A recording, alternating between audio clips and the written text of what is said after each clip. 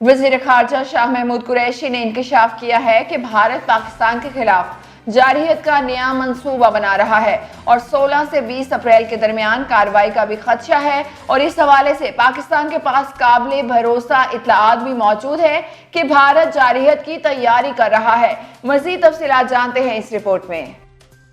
मुल्तान में press conference करते हुए शाह महमूद कुरैशी ने कहा कि वजीर आजम से मुशावरत से फैसला किया है कि इस इत्तला को आलमी बरादरी के साथ शेयर करें और भारतीय अज़ाइम को बेनकाब करें। शाह महमूद कुरैशी ने कहा कि मोदी सरकार ने सियासी मकासद के लिए पूरे खित्ते के अमन को दांव पर लगा दिया है। जंग के बादल अब भी मंडला रहे हैं और हमारे पास मुसद्दका इंटेलिजेंस है कि भारत एक और जारहियत का मंसूबा बना रहा है।